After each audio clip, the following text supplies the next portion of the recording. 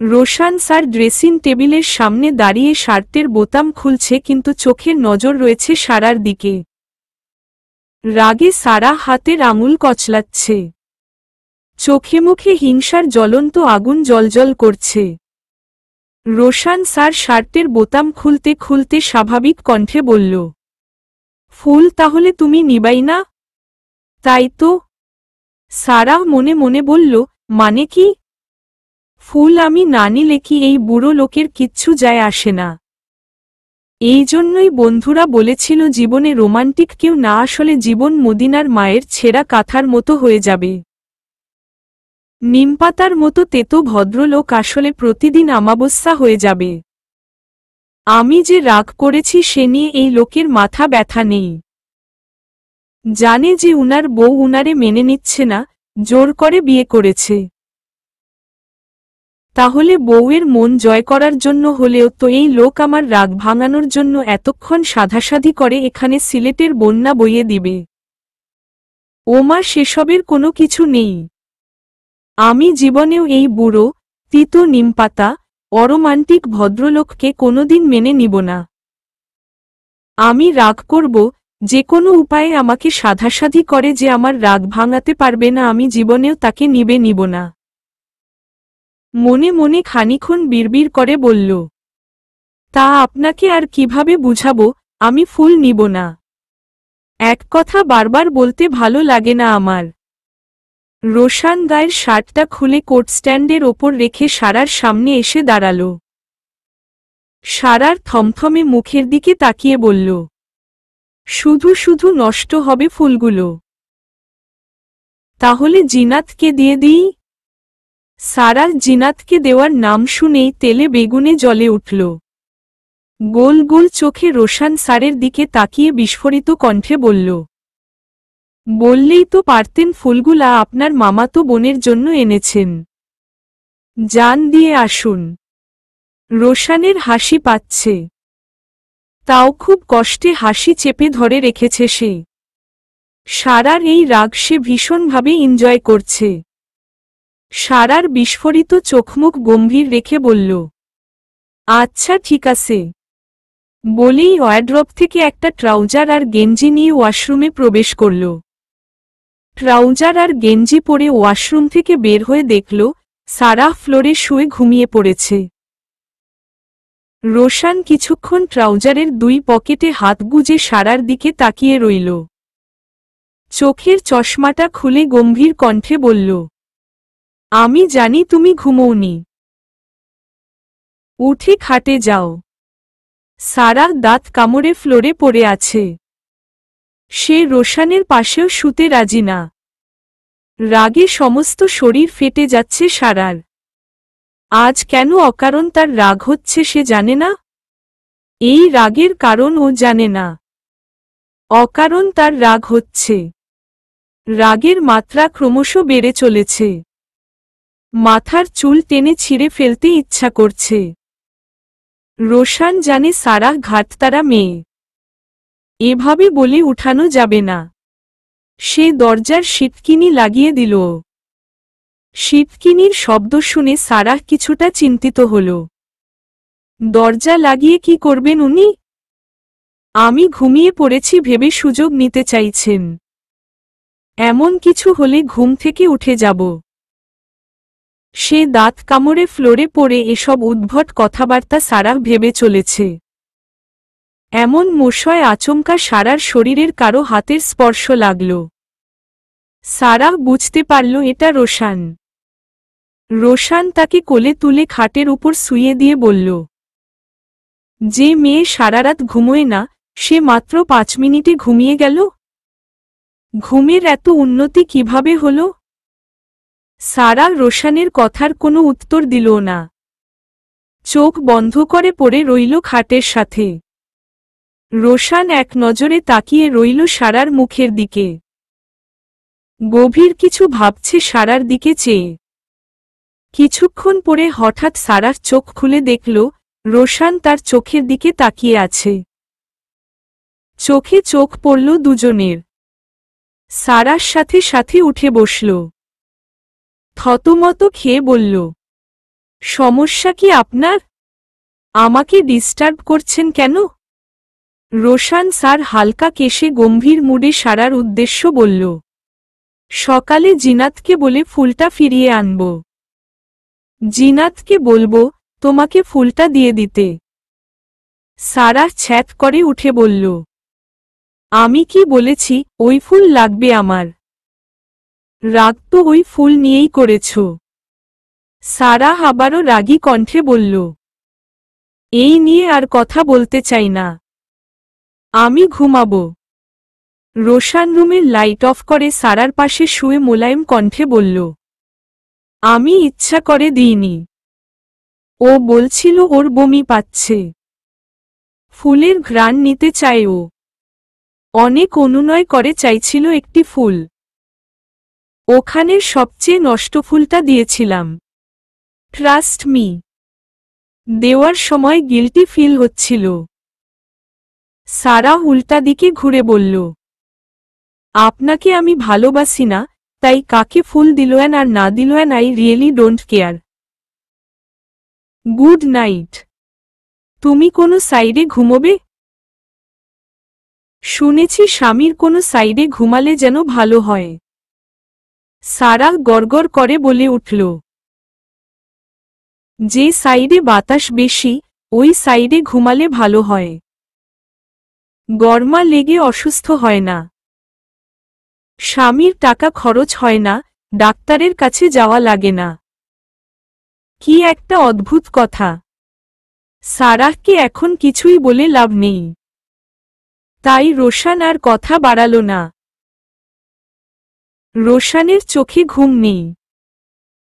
ঘড়িতে রাত 1টা বাজে। সারার রাগী চেহারাটা বারবার চোখের ওপর ভাসছে।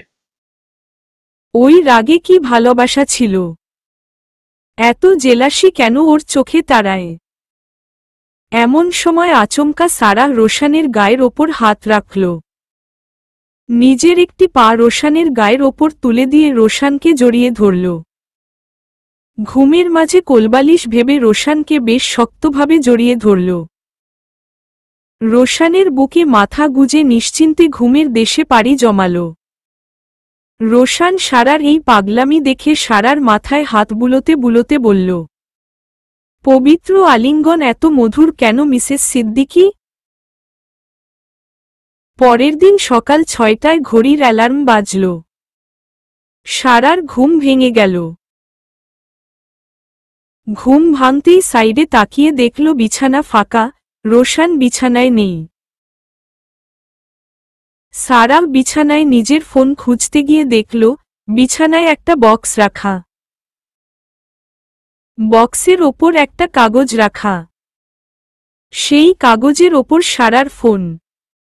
সারা উঠে বসল। বক্সটাটা খুলে দেখল এক বক্স চকলেট সাথে কিছু তাজা বেলি ফুল। এইবার কাগজটা খুলে দেখল লেখা আছে, শুভ সকাল সারার সিদ্দিকী। জানি রেগে আছো, কথা বলতে চাও না আমার সাথে। বাধ্য হয়ে চিরকুটে আলাপনের পথ বেছে নিলাম। আসলে আমি রাগ ভাঙাতে জানি না। গতকাল সারারাত ভেবেও একটা শব্দ মাথা থেকে বের করতে পারিনি, ঠিক কি বললে তোমার রাগ কমবে। হয়তো তোমার মন ভালো করা কোনো বাক্য আমি বলতেও পারবো না। তাই আত্মসমর্পণ করছি। তোমার চকলেট ভালো লাগে তাই চকলেটগুলো রাখলাম আর হাঁটতে গিয়ে বাগান থেকে সদ্য ফোটা বেলি ফুল এনেছি। সারাহ মৃদু হেসে বেলির ঘ্রাণ নাকে নিয়ে মনে মনে বলল। ঢং, এত সুন্দর করে সাত সকালে বউয়ের মন ভালো করতে জানা পুরুষ নাকি আবার মন ভালো করা একটি কথাও বলতে জানে না। যে পুরুষ জানে মেয়েরা ফুল, চকলেট আর পুরুষের কেয়ারে মুগ্ধ হয়, সে পুরুষ আবার কিভাবে বলে সে মন ভালো করতে জানে না। সারাহ আর একটি কাগজে খুব সুন্দর করে লিখে রাখল, ধন্যবাদ ফর ইয়োর প্রায়োরিটি। কিচেনে মতিয়াখালা গোত্রাতের হাড়ি কড়াই ধোয়াধুয়ির কাজ করছে। সারাহ ব্রাশ করে হাত মুখ ধুয়ে কিচেনে প্রবেশ করল। মতিয়া খালা সারাহকে দেখে বলল, মা ঘুম ভেঙে গেল? সারাহ মুখে মৃদু হাসি নিয়ে বলল, জি খালা ভাঙল। মতিয়া কড়াই ধুতে ধুতে বলল, বাবার বাড়িতে কি আগে উঠতে মা? সারাহ আবারও মৃদু হেসে জবাব দিল, না খালা, আম্মু ভোরে ডেকে দিত নামাজের জন্য। ঘুম ভাঙতে চাইত না। মাঝে মাঝে উঠে নামাজ পড়তাম, আবার মাঝে মাঝে মিস হয়ে যেত। যেদিন নামাজ পড়তাম ওই দিন খুব দ্রুত আবার ঘুমিয়ে যেতাম। আম্মু 9টার দিকে খাবার নিয়ে আমাকে ডেকে তুলে মুখে তুলে খাইয়ে দিত। মতিয়া মৃদু হেসে বলল, বিয়ের আগে আর বিয়ের পরের জীবনের অনেক পার্থক্য মা। বিয়ের আগে মা রান্না করে খাওয়ার জন্য ডাকে, আর বিয়ের পর নিজে রান্না করে শ্বশুরবাড়ির সবাইকে খেতে ডাকতে হয়। মেয়েদের জীবন এভাবেই একটি কবুল শব্দের মাধ্যমে বদলে যায়। তবে কি জানো, বিয়ের পর মেয়েরা সব কষ্ট হাসি মুখে মেনে নিতে পারে, যদি স্বামী নিজের মনের মতো হয়। এক চাঁদ সুখ দিল হাজার তারা সেখানে কিচ্ছুই করতে পারে না। মতিয়ার মুখে স্বামীর নাম শুনেই সারার চোখের সামনে তার রোশান স্যারের কথা ভেসে উঠল। সকালের ফুল আর চল্লেটের কথা ভাবে ঠোঁটের কোণায় মৃদু হাসল। বিয়ের দিন থেকে শুরু করে স্বামী হিসাবে ওনার ব্যবহার খুব একটা খারাপ ছিল না। আচ্ছা, স্বামীরা কি অমন হয়, নাকি ওর চেয়ে ভালো হয়? সারা রান্নাঘরে কি কাজ করবে বুঝতে পারছে না। মতিয়াকে জিজ্ঞেস করল, খালা, আমি কি করব এখন? মতিয়া সারার সরল মুখের দিকে তাকিয়ে বলল, আজ থেকে রান্নার দায়িত্ব তোমাকে দিয়েছে তোমার শাশুড়ি। স্পষ্ট বলল, কাজের লোকের হাতের রান্না আর কতকাল খাব? আজ থেকে বৌমার হাতের রান্না খাব। আমি জানি আমি কাজের লোক, কিন্তু এটা ভুলে গিয়েছিলাম। রোশান এবং ওশানকে নিজের ছেলের মতো করেই ছোটবেলা থেকে রান্না করে খাওয়াচ্ছি। হঠাৎ আমার হাতের রান্না খেতে পারবে না ওরা, তাই একটু খারাপ লাগল। মতিয়ার চেহারায় দুঃখের রূপরেখা স্পষ্ট ফুটে উঠেছে। সারার ভারী দুঃখ হল মতিয়ার কথা শুনে। সে মতিয়ার মাথায় হাত রেখে বলল, হয়তো উনি বলে ফেলেছেন, টেন পাননি। কাজের লোক বলে পৃথিবীতে কিছু নেই খালা। আপনি উনাদের কাজে সাহায্য করছেন। আপনি সাহায্যকারী। আপনাকে যদি ওই নজরে দেখত তাহলে তো কাজের লোক বলেই ডাকত। আপনি রোশান স্যারের খালা, মানে আমারও খালা। বলুন এইবার কি রান্না করা লাগবে? মতিয়া ফ্লোরের দিকে দৃষ্টি রেখে বলল, ওশান পরোটা আর ডিম ভাজি খাবে। জিনাত রুটি আর ডিম ভাজি খাবে। বাকিদের জন্য 5 প্রকার মাছ, 2 প্রকার ভাজি, ডিম, 2 প্রকার মাংস রান্নার সাথে পোলাও রান্না করতে বলেছে। আত্মীয় আসার কথা নাকি একটু পরে। সারার মাথার মাঝে চক্কর দিয়ে উঠল। এত এত রান্না সে কিভাবে করবে? সে তো ভর্তা ভাত ছাড়া কিছুই রান্না করতে জানে না। তাছাড়া রান্না করলে খেতে কেমন হবে এটাই বড় দুশ্চিন্তার কাজ। সারা দুঃখী দুঃখী মুখে মতিয়াকে বলল, খালা, আমি তো রান্না জানি না। মতিয়া বলল, আমি সেটা তোমার শাশুড়িকে বলেছিলাম আজও রান্নাটা আমি করি, বৌমা রান্না দেখতে দেখতে শিখে যাবে, কিন্তু তোমার শাশুড়ি বলল আমি যেন আজ খুন্তিতে হাত না দিই। সমস্যা নেই মা, আমি সব দেখিয়ে দিচ্ছি। আস্তে আস্তে সব পারবা। আর একদিন তুমি অনেক বড় রাঁধুনি হবা। তোমার রান্না যে খাবে সেই প্রশংসা করবে। মতিয়া দেখিয়ে দিচ্ছে আর সারা সেমতো রান্না চড়াচ্ছে। জীবনে প্রথম একসাথে এত রান্না। কতটুকু লবণ আর কতটুকু হলুদলবণ দিবে এটা বুঝতেই হিমশিম খেয়ে যাচ্ছে সারা। শাড়ির আঁচল কোমরে গুজে নিয়েছে। চুল হাত খোপা করা, দেখতে একজন পাক্কা রাঁধুনি লাগছে। সারার কেমন ক্ষুধা পেয়েছে, কিন্তু কিছু যে খাবে লজ্জায় সেটা পারছে না। খাবার খেলে মানুষ কি ভাববে? অথচ নিজেদের বাড়ি হলে বিছানায় শুয়ে অর্ডার দেওয়া যেত, আম্মু আমাকে একটু নুডলস দাও। এমন সময় রোশান বাইরে থেকে এলো। সমস্ত শরীর ঘামে ভিজে একাকার অবস্থা। রোজ সকালেই রোশান নামাজ পড়ে মর্নিং ওয়াকের উদ্দেশ্য বের হয়। মর্নিং ওয়াক শেষ করে 7টার দিকে বাসায় এসে গোসল করে চিনি ছাড়া চা খেয়ে অফিসের উদ্দেশ্য রওনা হয়। আজও তাই। সকাল 7টা বাজতেই বাড়িতেই পৌঁছাল। রোশান সিঁড়ি থেকেই মতিয়া খালাকে ডেকে বলল, খালা এক গ্লাস পানি দেন তো। মতিয়া উকি দিয়ে রোশানকে দেখে সারার দিকে তাকিয়ে বলল, বৌমা রোশান এসছে, এক গ্লাস পানি দিয়ে এসো মা। সারা খুন্তি নাড়াতে নাড়াতে বলল, আপনিই দিন খালা, আপনার কাছে চেয়েছে। মতিয়া লাজুক হেসে বলল, মনে মনে তোমাকেই খুঁজছে। ও কি আর বেশরম ছেলে যে বাড়ি ভর্তি মানুষের সামনে তোমাকে ডাকবে? সারা ভ্রু উঁচিয়ে মতিয়ার উদ্দেশ্য বলল, আপনাদের ছেলের কি খুব লজ্জা খালা? হ্যাঁ, মুরব্বিদের খুব সম্মান করে। সারা দুষ্টুমি করে বলল, উনি নিজেই তো মুরব্বি। কলেজের স্যার বলতেই আমরা বুঝি মুরব্বি মানুষ। মতিয়া সারার হাতে ফিল্টার থেকে এক গ্লাস পানি ঢেলে দিয়ে বলল, ওর খুব কম বয়সে চাকরি হয়েছে।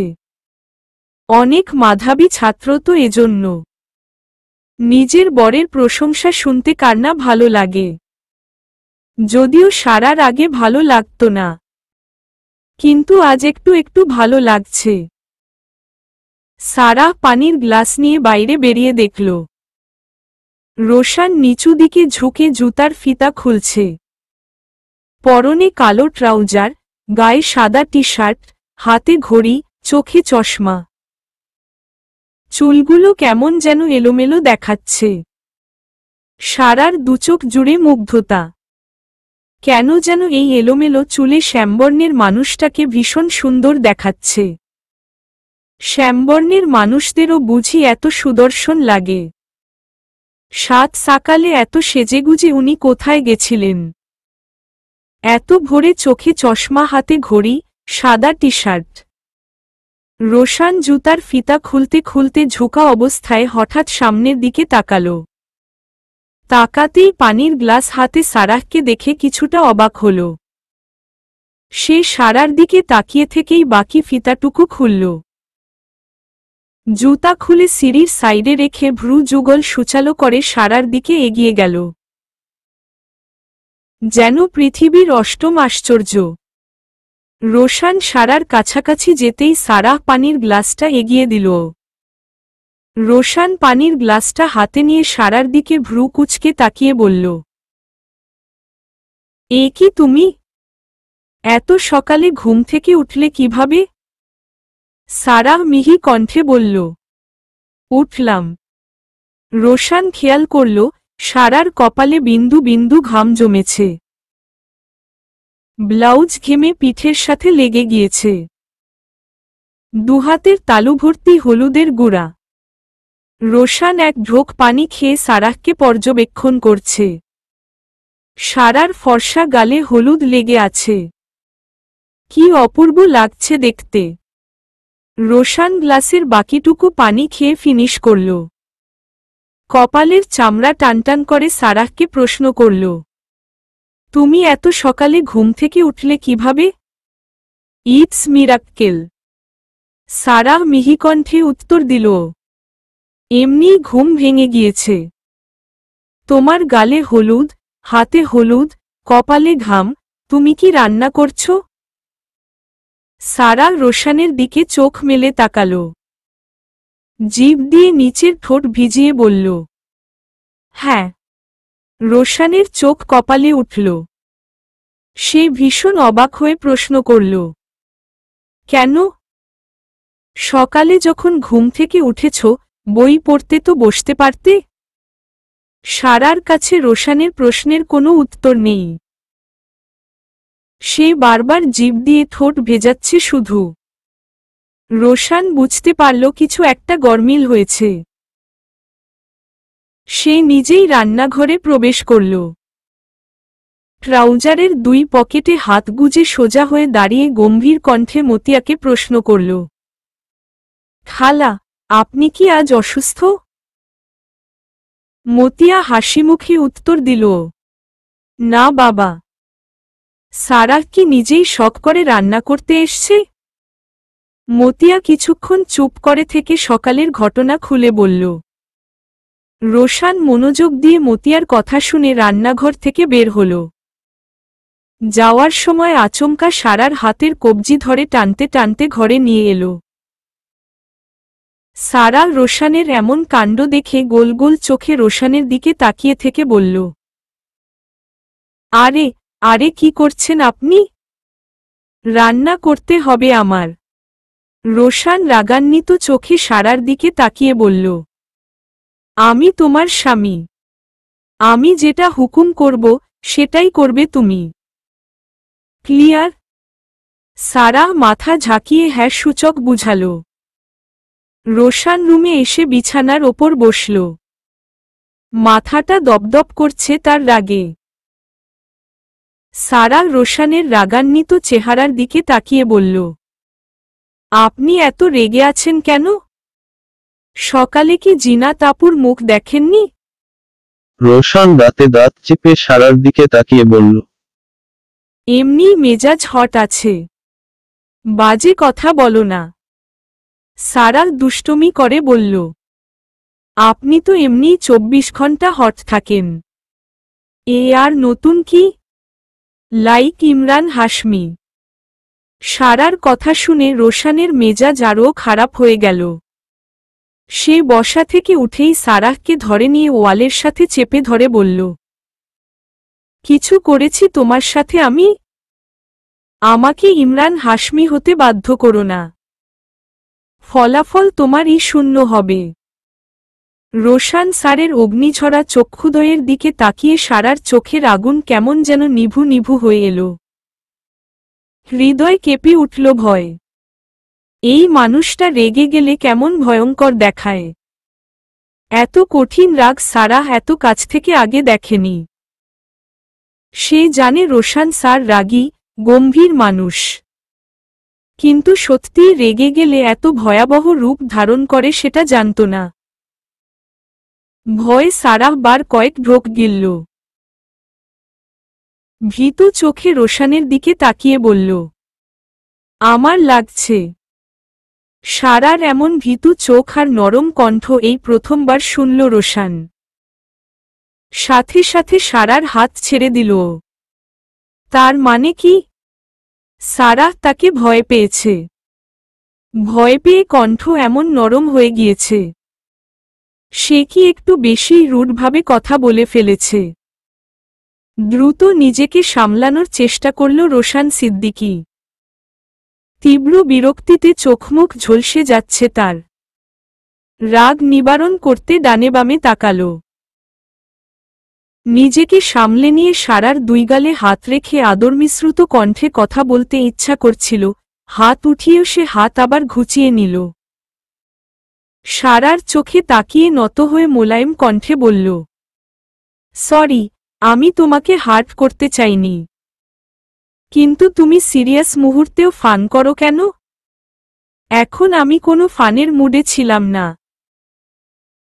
তুমি আমার ওয়াইফ।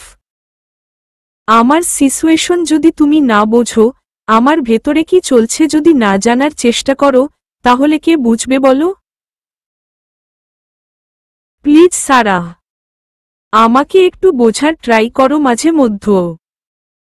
তাহলে আমার ব্যক্তিগত জীবন, কর্মজীবন দুটোই সহজ হবে। তুমি জানো তোমাকে নিয়ে আমি কত টেনশনে থাকি। আমি যতটুকু সময় বাহিরে থাকি পাগলের মতো দুশ্চিন্তা করি তোমাকে নিয়ে। সারাহ বিস্ময় ভরা দৃষ্টিতে রোশানের দিকে তাকিয়ে রইল কিছুক্ষণ। মানুষটার চোখে মুখে তাকে নিয়ে চিন্তার রূপরেখা স্পষ্ট ভেসে উঠেছে। এই মানুষটা তাকে নিয়ে এত ভাবছে কেন? কিসেরই বা এত চিন্তা? সারা সামান্য ঠোঁট নাড়াল। শান্ত চোখে রোশানের দিকে তাকিয়ে বলল, কিসের এত টেনশন আমাকে নিয়ে স্যার? কি নিয়ে এত টেনশন করেন? রোশান একটা দীর্ঘশ্বাস ছাড়ল। মোলায়েম কণ্ঠে বলল, তুমি একটা বোকা মেয়ে সারাহ, বুদ্ধিহীন। যে কোনো পরিস্থিতি সামলানোর মতো কোনো বয়স বা বুদ্ধি কোনোটাই তোমার হয়নি। না হলে একজনের জন্য রুটি, একজনের জন্য পরোটা, একজনের জন্য ভাত, মাংস এসব রান্না করতে কিচেনে যেতে না। আমি জানি তুমি রান্না জানো না। তাহলে এত কিছু রান্নার দায়িত্ব কেন নিলে? নতুন বউদের পায়ে পায়ে ভুল ধরে সবাই। মানুষ তোমার ভুল ধরবে, হাসাহাসি করবে, তখন আবার কষ্ট পাবে তুমি। আমি তোমাকে ঘুম থেকে উঠে বই পড়তে বলেছি, অথচ তুমি বই না পড়ে এসব কাজে লেগে পড়েছ। এত আইটেম রান্না করে কখন পড়বে? কখন কলেজে যাবে? কখন কোচিং যাবে? আমার কাছে জিজ্ঞেস করতে ফোন করে একবার। সেসব না করে বোকার মতো রান্না করতে চলে গিয়েছ। তুমি কি আদৌ রান্না জানো? হ্যাঁ, তোমাকে সব শিখতে হবে। তবে সেটা এখনই নয়। আস্তে ধীরে। আগে লেখাপড়ায় মনোযোগ দাও প্লিজ। এই বাড়িতে দুজন কাজের লোক আছে। রান্না আর ঘর গোছানো ছাড়া অতিরিক্ত কাজ নেই। সো তোমাকে এত প্রেশার না নিলেও চলবে। সারাহ এ বাড়িতে পা দিয়েই বুঝেছে কোনো একটা কারণে রোশানের মা তাকে মেনে নিতে পারছে না। সাথে জিনাত ও তাকে সহ্য করতে পারছে না। ইচ্ছা করেই রোশানের মা তাকে প্রাচীন যুগের কায়দায় টর্চার করতে চাইছে। ইচ্ছা করেই সকালে এত রান্নার আইটেম দিয়েছে। শাশুড়ির নামে তার ছেলের কাছে নালিশ দেওয়া যাবে না। শাশুড়িকে অন্যভাবে ঠিক করতে হবে। সারাহ এসব কথার উত্তর না দিয়ে বলল, এত পড়াশোনা করে কি হবে? পড়াশোনার চেয়ে রান্নাবান্না সহজ বেশি। আমি পড়াশোনার চেয়ে রান্নাবান্নায় ইন্টারেস্টেড বেশি। বলেই সারাহ রোশানের ওয়ার্ড্রবের কাছে গেল। ওয়ার্ড্রব খুলে কিছু খুঁজছে। এদিকে রোশান হতবিহম্বলের মতো সারার দিকে তাকিয়ে আছে। না মানে তাকে যে পড়াশোনা নিয়ে এত রামায়ণ পড়ানো হলো, সে বলে কি? এই মেয়েকে তো কোনোভাবেই সোজা করা যাচ্ছে না। বিরক্ত চোখে সারার দিকে তাকিয়ে রইল। রোশান যে বিরক্ত সারাহ সেটা বুঝতে পেরেছে। বুঝতে পেরেও প্রসঙ্গ এড়াতে বলল, কোনো কালারের প্যান্ট আর শার্ট পরবেন আজ? বলুন বের করে দিই। পরমেশ্বর, পতির সেবা যত্ন না করলে জাহান্নাম হবে আমার কপালে। রোশান সারার দিকে এগিয়ে গিয়ে দাঁতে দাঁত চেপে বলল, আমি তোমাকে কিছু বলেছি সারাহ? আমার কথা মন দিয়ে শুনতে বলেছি, আমার খেদমত করতে বলিনি। সারাহ জিভ দিয়ে ঠোঁট ভেজাল। মুচকি হেসে জবাব দিল, আমাকে এতটা সরল আর বোকা ভাববেন না স্যার। আপনার টেনশন আর অশান্তি আরও কয়েকগুণ বৃদ্ধি করে এসছি। একটু পরেই টের পাবেন। রোশান ভ্রু কুঁচকে জিজ্ঞেস করল, কি করেছ আবার? আপনার টেনশন বৃদ্ধি, যান গোসলে যান। আপনার শার্ট, প্যান্ট আমি এগিয়ে দিব। আজ আমার পছন্দের শার্ট পরবেন। রোশান সারার ভাব সাব কিচ্ছু না বুঝে খানিকটা অবাক হয়েই শাওয়ার নিতে গেল। মনে মনে টেনশন করছে, কি অকাম করেছে মেয়েটা। ভাবতে ভাবতে রোশানের গোসল করা শেষ হল। সে টাওয়াল দরজা খুলে সারাহকে বলল, শার্ট, প্যান্ট দাও। সারাহ ভীষণ দুষ্টু মেয়ে। সারাক্ষণ মাথায় দুষ্টু বুদ্ধি ঘুর ঘুর করে। রোশান সিদ্দিকী গম্ভীর বলেই আরো বেশি করে দুষ্টুমি করে।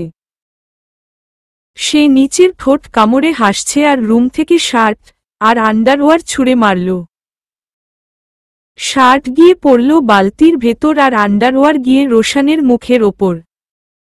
রোশান আন্ডারওয়্যার ধরে বড় বড় চোখে তাকিয়ে দেখে চোখ দুটো কপালে তুলল। এসব কি? সে সারার দিকে আশ্চর্যজনক চাহনিতে তাকিয়ে আন্ডারওয়্যার দেখিয়ে বলল, হোয়াট ইজ দিস? সারা দুষ্টামি করে হাসছে আর বলছে, আপনার প্যান্ট। রোশান দাঁত কিরমির করে বলল, এটা চেয়েছি তোমার কাছে। নাম তো বলেন নাই কি প্যান্ট চেয়েছেন?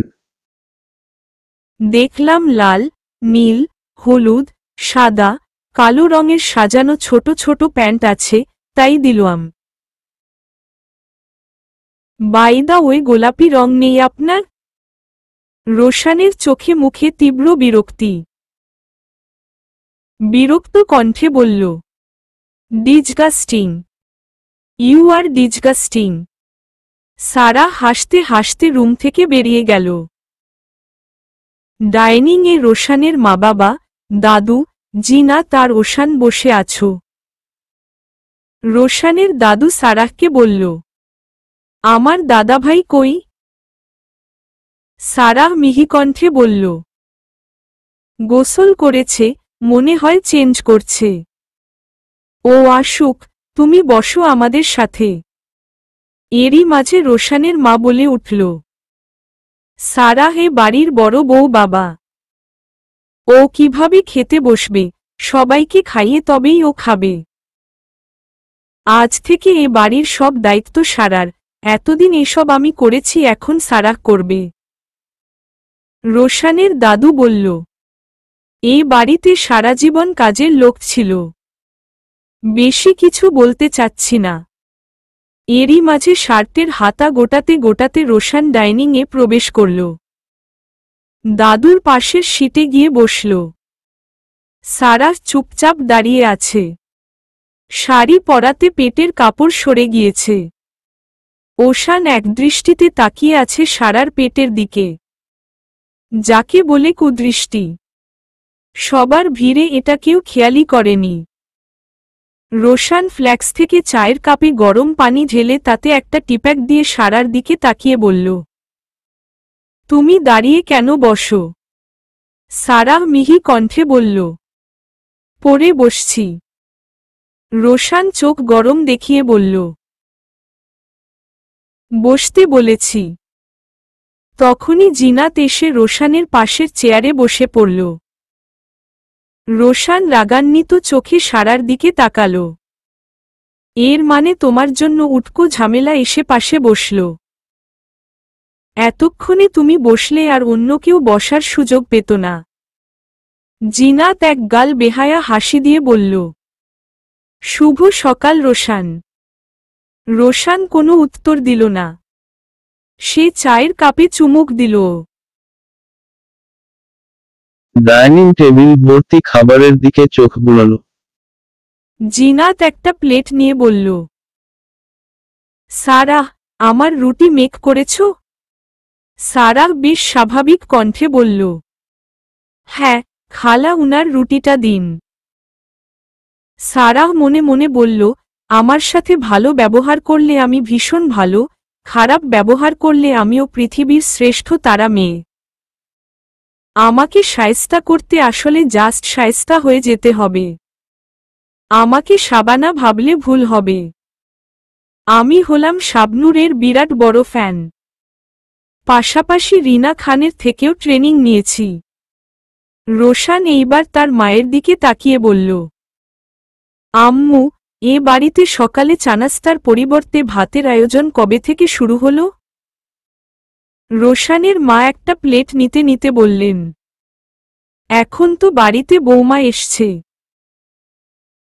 খাবারের মেনু চেঞ্জ করলে সমস্যা কি? এখন থেকে নতুন নতুন আইটেম খাব। রোশান আবারও চায়ের কাপে চুমুক দিয়ে বিচক্ষণতার সাথে তার মাকে প্রশ্ন করল, তাহলে এ বাড়িতে এক্সট্রা কাজের লোক বৃদ্ধি পেয়েছে বলতে চাইছ? রোশানের মা এই ভারী কথা মানে বুঝল না। সে বেশ খুশি মনে উত্তর দিল, হ্যাঁ, মতিয়ার সাথে সারাহ রান্না বান্না করলে মতিয়ার চাপ কম থাকবে। রোশান চায়ের কাপে শেষ চুমুক দিয়ে বলল, আচ্ছা। এরই মাঝে ওশান বলল, ভাবি তুমি আমাকে খাবার তুলে দাও, আমি তোমার হাতে খেতে চাই। সারাহ ওশানের দিকে এগিয়ে গেল। ওশানের প্লেটে পরোটা তুলে দিল। ওশানের উদ্দেশ্য সারাহকে আরেকটু খারাপ নজরে দেখা, যেটা সারাহ টের পায়নি। রোশান আর চোখে ওশানের দিকে তাকাল। সারাহকে দিয়ে কাজ করানোতে রোশান বিরক্ত হচ্ছে। তাছাড়া ওশানের চরিত্র নিয়ে রোশানের সারাজীবন সন্দেহ। ওশানের চোখের চাহনি রোশানের কাছে পছন্দ হয় না। বিষয়টা নিয়ে আজই সারাহকে সতর্ক করতে হবে। ওশানকে পরোটা দেওয়ার পর ওশান ওর পাশের ফাঁকা চেয়ার ওর সারাহকে বসতে বলল। সারাহ না বসে রোশানের কাছে এসে দাঁড়াল, কারণ সারার মন পড়ে আছে জিনাত আর রোশানের দিক। জিনাত যতবার রোশানের কাছাকাছি যায় ততবারই সারার শরীর অগ্নির মতো জ্বলে ওঠে। সে রোশানকে ভালোবাসে না, কিন্তু রোশানের পাশে জিনাতকে দেখলেই মনে হয় তার ব্যক্তিগত জিনিসে জিনাত হস্তক্ষেপ করছে। রাগে সারার শরীর কাঁপতে থাকে। তবে কি জেলাসি ভালোবাসার পূর্ব লক্ষণ? মতিয়া জিনাতের প্লেটে 2টা তুলে দিল। রুটির সাইজ বাংলাদেশের মানচিত্রের চেয়ে ভয়াবহ আকার দেখতে, আর পুরে একাকার অবস্থা। এমন অদ্ভুত সাইজের রুটি পৃথিবীতে আগে পড়ে কেউ দেখেনি। রুটির দিকে তাকিয়ে ওশান ফিক করে হেসে দিল। হাসি কন্ট্রোল করতে পারল না। রোশান একবার রুটি, একবার সারার দিকে তাকাচ্ছে। রোশানের ঠোঁটে কিঞ্চিত পরিমাণ হাসি। রোশানের বাবা এবং দাদু দুজনেই হাসছে। জিনাত চিৎকার দিয়ে উঠে বলল, এ কোনো রুটি হলো? দেখতেই কেমন দেখাচ্ছে। রুটির সাইজের যে অবস্থা, চেহারা আরও ভয়াবহ। সারা স্বাভাবিক কণ্ঠে বলল, দেখতে যেমন হোক, খেতে অসাধারণ হয়েছে। খেয়ে দেখুন, অনেক কষ্ট করে আপনার জন্য বানিয়েছি। জিনাত রোশানের দিকে তাকাল। রোশান কোনো প্রতিক্রিয়া দেখাল না। সে ফুলের ব্যাপারটা ভুলে যায়নি।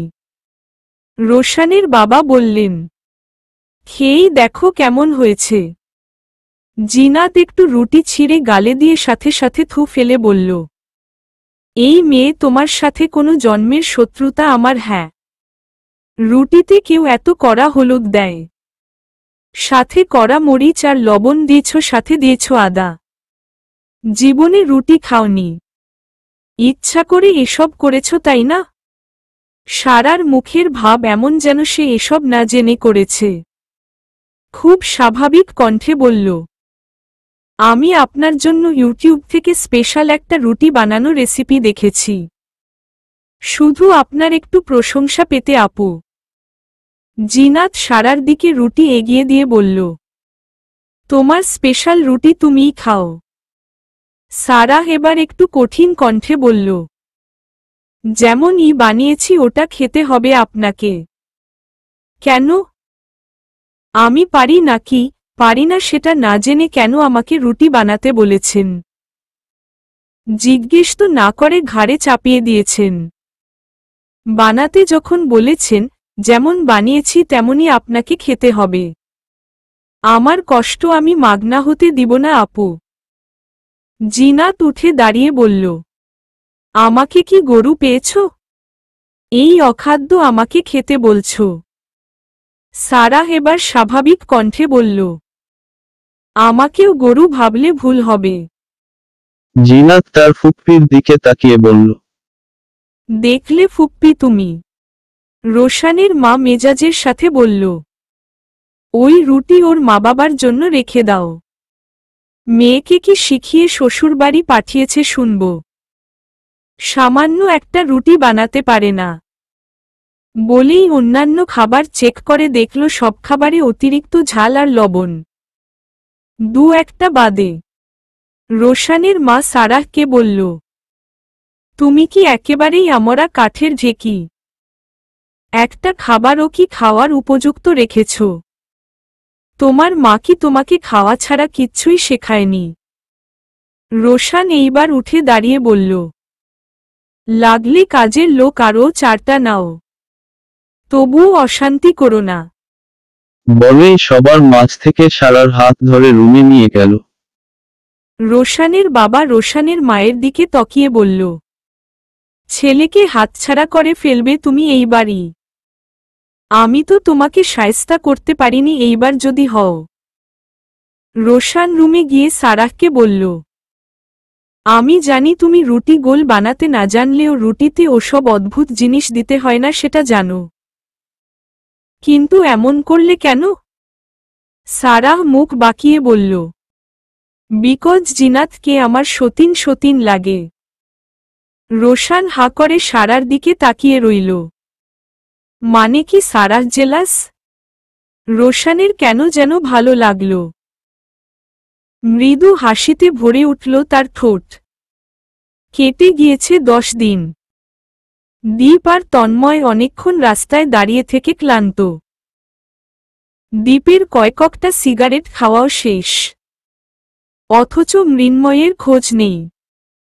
এইদিকে তন্ময় বসে বসে ছোঁয়ার সাথে চ্যাটিং করছে। তন্ময়ের কোনো হুঁশ জ্ঞান নেই। সে যখন ছোঁয়ার সাথে চ্যাটিং করে পৃথিবীর কোনো হুঁশই থাকে না। দীপ তন্ময়ের ফোনটা হাত থেকে কেড়ে নিয়ে বলল, শালা, তুই আর ছোঁয়া মিঙ্গেল। সারাহ আর রোশান স্যার। মৃন্ময় তার বাড়িতেই একজনকে পেয়ে গিয়েছে। এদিকে আমি এক হতভাগা। সারাদিন সিগারেট ইফু দিয়ে যাচ্ছি। তোদের হাতে এবং পায়ে ধরি।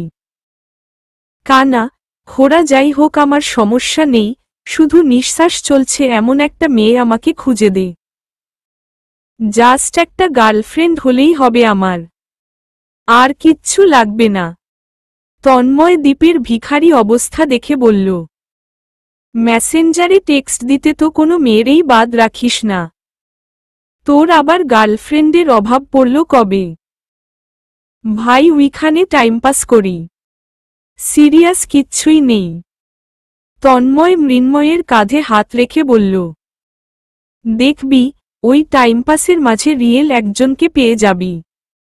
দীপ হতাশাগ্রস্ত চোখে তাকিয়ে বলল, where is my real girl bro? পেয়ে যাবি হুট করেই। আগে চল মৃন্ময়কে ধরে নিয়ে আসি। শালা কি করছে দেখে আসি। তন্ময় আর দীপ দুজনে মৃন্ময়ের বাড়ির পেছনে গিয়েই দুজন বিস্মিত হয়ে তাকিয়ে রইল। মৃন্ময় হ্যাংলার মতো বাড়ির পেছনের কচু বাগানে দাঁড়িয়ে দাঁড়িয়ে মশার কামড় খাচ্ছে। কি দেখার জন্য দাঁড়িয়ে আছে ও? এমন সময় তরির সৎ মা দিশা এসে দাঁড়ালো দিশার রুমের জানালার পাশে। পরনে একটা হট নাইটি ড্রেস পরা। সে জানালার পাশে এসেই মৃন্ময়কে ডাকল, হেই দেবরজি, কেমন আছো? দিশার চোখে মুখে ঠোঁটে কামনা ভরা। মৃন্ময় অনিচ্ছাকৃত হাসি দিয়ে বলল, ভালো, আপনি এখানে কেন? এই হাওয়া বাতাস খেতে এসছি। মৃন্ময় মনে মনে বলল, মাগিদের মতো রাস্তার পুরুষদের শরীর দেখানোর জন্য দাঁড়িয়ে আছে। স্রেফ তরির জন্য তোর মতো মাগি বাসায় রেখেছি, আমার জানটার মুখ দেখার জন্য। ইচ্ছা করতেছে ধরে যশোর পল্লীতে রেখে আসি। ওখানে থাকলে ফ্রিতে শরীর দেখানো লাগবে না, রেগুলার টাকাও ইনকাম হবে। এমন সময় তরি ওর রুমের জানালার পাশে এসে দেখল মৃন্ময় দিশার সাথে কথা বলছে। দিশার পোশাক আর কথা বলার ভঙ্গি দেখে তরি মৃন্ময়ের দিকে তাকাল। মুহূর্তের মাঝে মুখটা মলিন হয়ে গেল। মৃন্ময় দিশার সাথে কথা বলার জন্য এখানে এসে দাঁড়িয়ে আছে। সাথে সাথে জানালাটা বন্ধ করে দিল।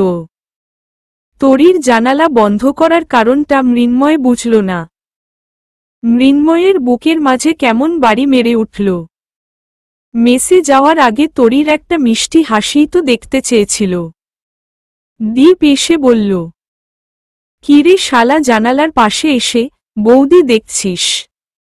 মৃন্ময় তার দুই গালে হাত রেখে বলল, অস্তাগফিরুল্লাহ, উনি আমার শাশুড়ি মা। দীপ কৌতূহলী হয়ে বলল, এই বাচ্চা তোর শাশুড়ি মা? তরির বাপ এই মাল বিয়ে করে আনছে। ভাইয়ের নজর সারাক্ষণ আমার দিকে। তন্ময় বলল, ইজ্জত মান দেখতেছি সব যাবে। চল মেসে চল। মৃন্ময় আহত কণ্ঠে বলল, শোন, ওর হাসি মুখ না দেখে যেতে পারবো না। তন্ময় মৃন্ময়ের গেঞ্জির কলার ধরে টেনে বলল, কাল এসে দেখিস, তুই তো এখন মেসেই থাকিস না, হুট হাট চলে আসিস। আগে বাড়ি আসতে চাইতি না। মৃন্ময় হতাশাগ্রস্তদের মতো বলল, আসলেই বাবা পড়াশোনা আর ফিউচার নিয়ে যে জ্ঞান দেয়, আমাকে দেখলেই তার এই জ্ঞান মনে পড়লে আর বাড়িতে আসতে মন চায় না। এত কিপটা আমার বাপ, কি বলবো ভাই। নিজে 23 বছর বয়সে বিয়ে করেছে। ছেলের যে বউ লাগে বোঝে না। আমাকে কি বলে দিতে হবে আমার বউ লাগবে? এত বড় বাড়ি, এসব কে খাবে? ছেলে তো আমি একাই। আমি নাকি উপার্জন না করলে বিয়ে দিবে না? দীপ বলল, আমি তোর বাপকে বলবো, আপনার ছেলে বউ ভেবে আমাকে জড়িয়ে ধরে মধ্যরাতে। জড়িয়ে ধরে কি করি সেটাও বলিস। ওরা তিনজনে হো হো করে হেসে উঠল। এরই মাঝে দীপের আইডিতে একটা মেয়ে মেসেজ করল, ভাবি কেমন আছে? দীপ চোখ বড় বড় করে উত্তর দিল, কার ভাবি? আমার ভাবি, আপনার বউ। দীপ উত্তর রিপ্লাই দিল, আমি সিঙ্গলে রে বইন, বিয়ে শাদি পোড়া কপালে নেই। এরপর থেকে দীপের সাথে আননোন মেয়েটার চ্যাট হচ্ছে। সারারাত জেগেও চ্যাট হচ্ছে। কিন্তু মেয়েটা কে? দীপের মনে প্রবল আগ্রহ জাগল। সে কি ফেক আইডি নাকি সত্যি মেয়ে? মৃন্ময় বা তন্ময়ের ফেক আইডি না তো? কনফিউজড দীপ। ঘড়িতে রাত 9টা বাজে।